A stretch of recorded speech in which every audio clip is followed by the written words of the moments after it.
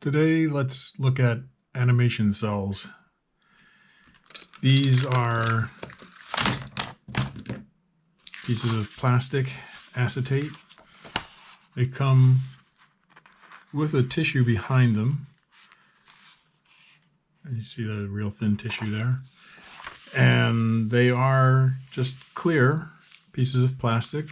They have animation punch holes at the bottom, so you can lay them down on a piece of animation paper and trace your character onto it. Or if you had the money, you could have a Xerox machine that was built back in the late 50s that would Xerox the image onto the cell. And then you would flip it over and paint it on the other side. What I'm going to talk about today is actually drawing on the cell and finding out, well, which things can I use to draw on the cell with? And that includes types of markers and pencils that you may or may not be able to find. If you can get a permanent marker of some kind, usually that will make a mark on the cell. So let's take this square one here, which is just called Permanent by True Red, I guess is the name. And you make a mark. And what you might want to do is put the initials of what it is there. So True Red for that one. And this one is a Sharpie. I hate it when that piece doesn't want to come off like that.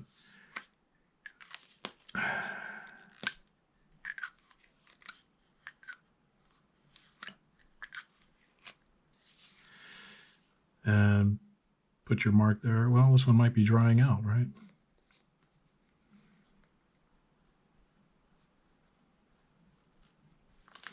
But a Sharpie is a permanent marker, so usually that will write on a cell. Here's a fine point Sharpie. Put a FP for fine point. And what other marker we got? We got a red Sharpie here.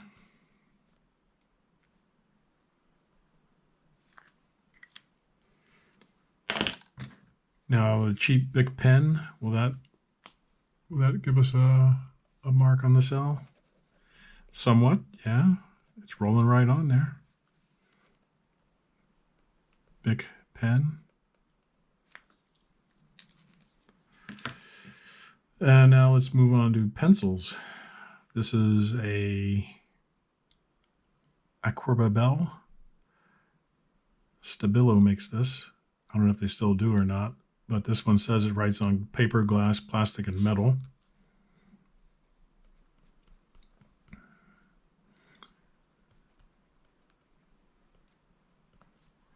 So we know that that's good. What else do we have here? Here's a Corn's litho crayon. That's good. And here we have a China marker. Yeah, I know that's good. And you can get that in colors. So here's a yellow one, which you can hardly see. Here's a red one. And we even have a white one, which you need something dark behind so you see it shows up. Actually, if you have this underneath like that, now you can see it shows up. So you can get all kinds of wonderful effects drawing right on the cell. I learned this technique working for Fred Crippen and Ken Mundie and Corny Cole, that you do your project right onto animation cell. And you can draw your rough on paper first to get your action right, and then do whatever drawing technique you want to do right on the cell. So you could draw in a yellow pencil like this. Get your character stuff in there like that. Just roughing it in really fast like this.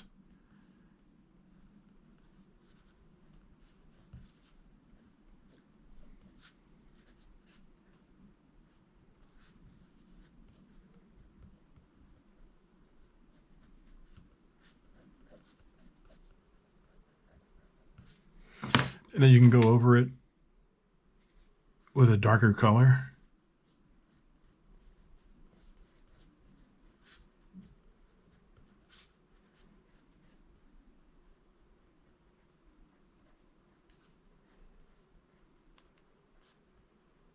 It's not as clean as when you just are drawing it right onto the cell itself. But as you see, it has a whole different look to it than when you're drawing on paper. Let's see how it looks if we just do a character here. It takes some getting used to. You are drawing on glass, so to speak. It's a very slick surface. The China marker catches on it, so you're not totally gliding the whole time.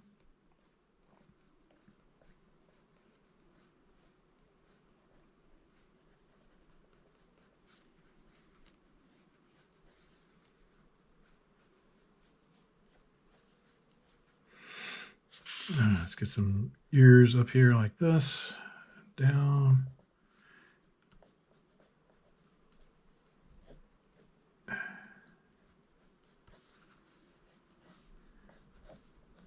And what I learned from Ken was the technique of not just drawing, but animating on the cell.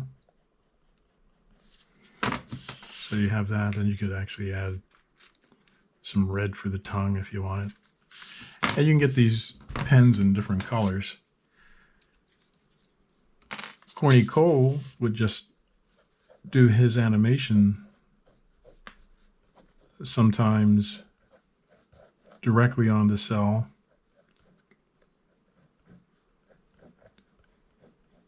If you ever see the heavy metal movie, there's a bonus piece at the end of Corny Cole's animation. It's like 5 minutes, I think, of animation directly on the cell that he just did straight ahead, which means very spontaneous.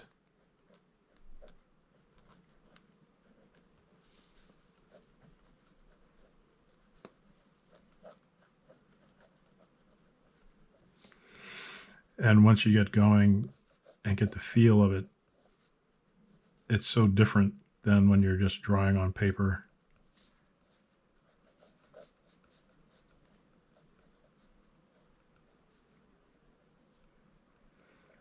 Once that pen gets used to gliding across the cell like that, and then you can get these pens in different colors, and you can get all kinds of different effects by just gliding this stuff across like that. When you're making your own film, you can do so many different things.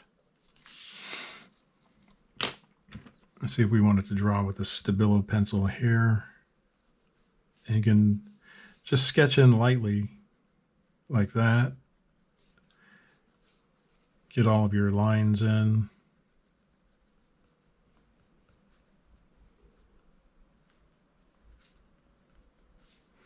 Maybe this one is the mouse character.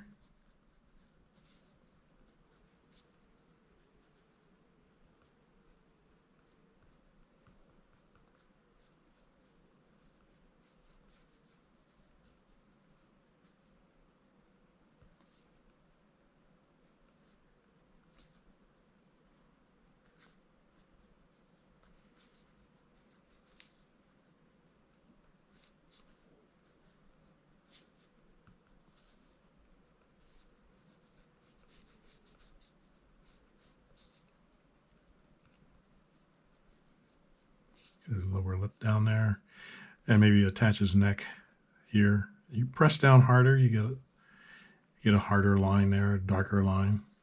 I'm just doing very light lines just to rough in stuff. And the really great thing about drawing right on the cell, if something doesn't look quite right to you, you can just take a paper towel or a napkin, Kleenex tissue, and rub it off. So if I don't like those lines there, I can just, it just comes right off with my glove there. You've got whiskers, like that. You can add details. Maybe this dog's got little dimple things on his nose.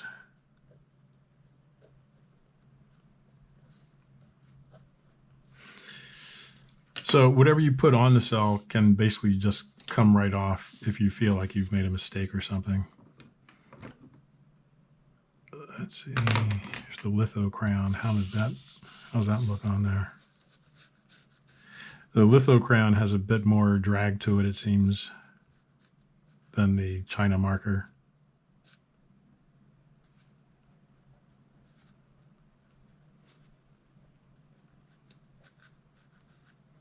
It gets hung up just a little bit more.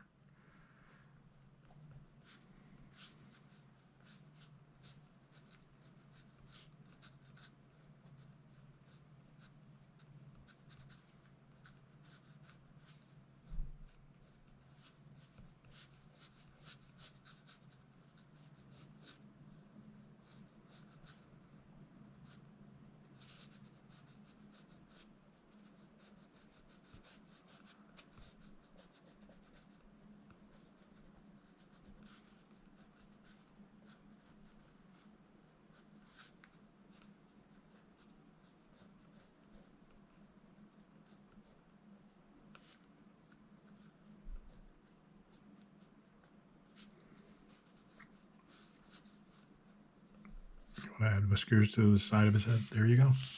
So that's stuff that you can do with those. You could try this fine point Sharpie. And that goes down pretty nice too. And whatever kind of characters you want to draw, maybe this is this guy's hair up here. A little nose and some ears.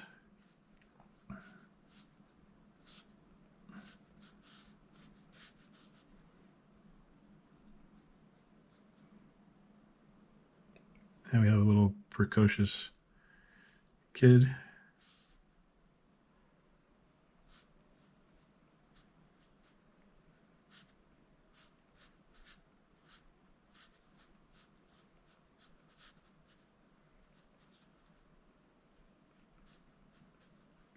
Maybe his arm is up a little bit and he wears a striped shirt.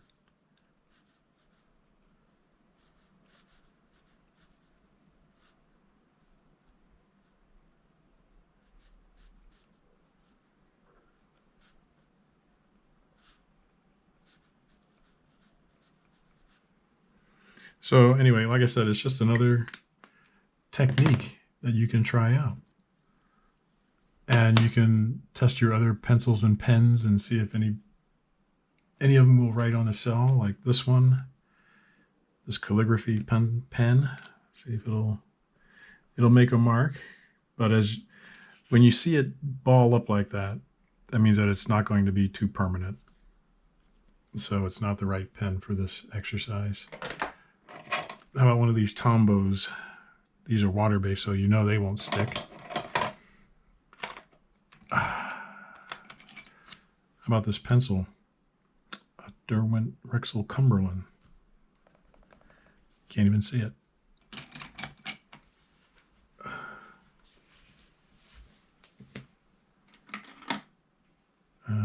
This Kuretake is water-based, so that won't do. How about this ballpoint pen?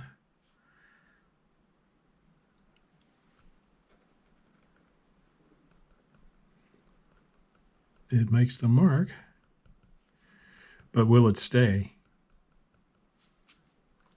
Because once you do all these on cell, and you're sending them out to be painted, they're going to pile up on top of each other. So that's when they start smearing.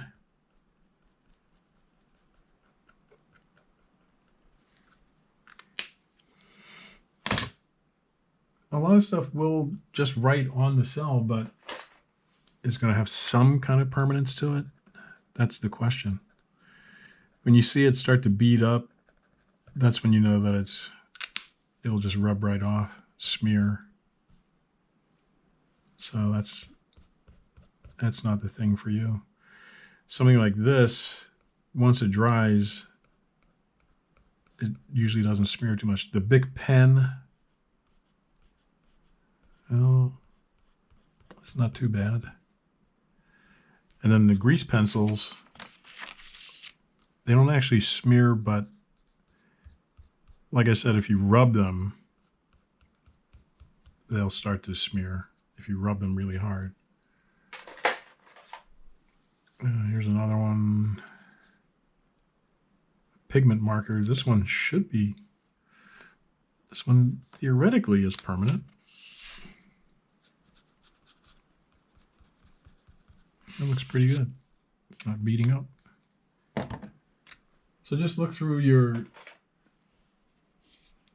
this one is by the Toolmaker, Milwaukee. Now that's a tip. It's not beating up, so it's probably pretty permanent. So just look through your tools and see which ones you like. You can buy pads of acetate at the art supply store, and they come in pads, and you can just draw on them as you like. You can flip them and photograph them under camera and do part of your film that way. Maybe you get a pad of 50 sheets and you do a few seconds of animation just on the cells, and you can color them on the other side with paint. Use acrylic would be best. And we'll get into that on the next time. So until then, keep drawing and keep having fun.